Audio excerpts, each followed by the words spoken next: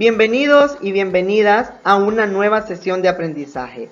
Espero que estén muy bien tomando todas las medidas de limpieza e higiene para cuidar de su salud y la de nuestra familia. Por supuesto, quedándose en casa.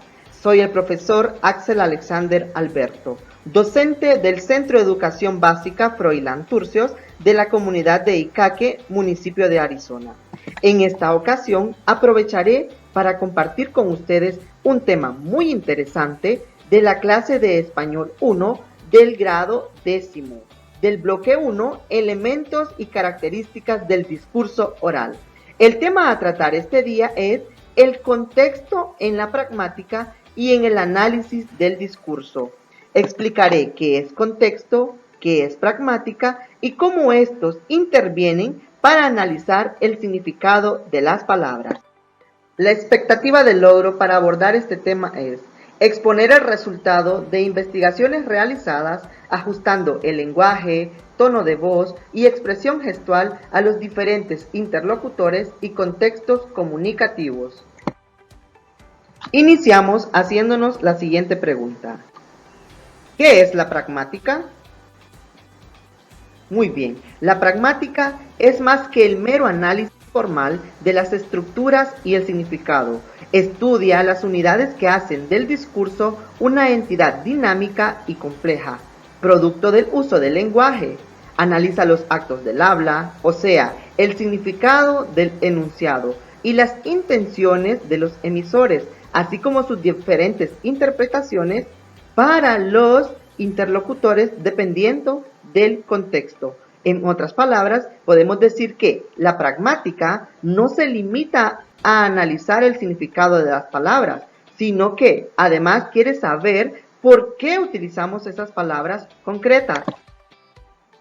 Teniendo ya claro qué es la pragmática, vamos a ver cómo la pragmática permite identificar distintos tipos de contexto. Número 1, contexto social. Es aquel que es propio de un grupo social y solo se comprende dentro de dicho grupo. Aquí, dentro de este tipo de contexto, podríamos incluir elementos como las palabras tabú y los eufemismos. El número 2, contexto situacional. Es aquel que pertenece a un que sabe el emisor y el receptor. Por ejemplo, en una conversación telefónica, si solo oímos uno de los locutores, no entenderíamos buena parte de la conversación cuando captemos elementos como sí, claro, no lo sé, cuando quieras, depende. Y la número 3, tenemos contexto lingüístico. El contexto lingüístico se le conoce también con el nombre de contexto y se refiere al material que precede o sigue a un enunciado. Aquí podemos ver ejemplos como cuando encontramos expresiones de tipo que, francamente o etcétera. ¿Es la pragmática distinta a la gramática? Veamos el siguiente cuadro. La gramática estudia la oración, mientras tanto la pragmática se centra en el enunciado.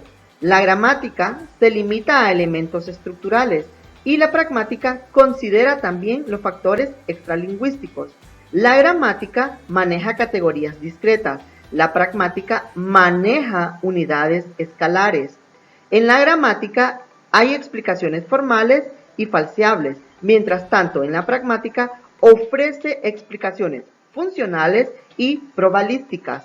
Y por último, en la gramática evalúa los resultados en relación a su corrección gramatical, mientras tanto la pragmática evalúa los resultados en virtud a su adecuación discursiva.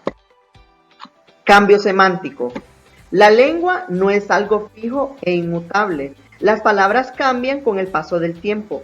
La evolución del subsistema lexical semántico es tan brusca, los cambios ocurren con tanta velocidad que a veces no puede encontrarse de forma inmediata la causa que lo origina. Un ejemplo de cambio semántico es la palabra horrible, que originalmente significaba inspiradora o llena de asombro. Con el tiempo, el significado ha alterado a bastante malo o temor dentro de una persona. Esto entonces se movió a un uso más informal de la palabra. ¿Por qué? Porque simplemente ahora significa malo.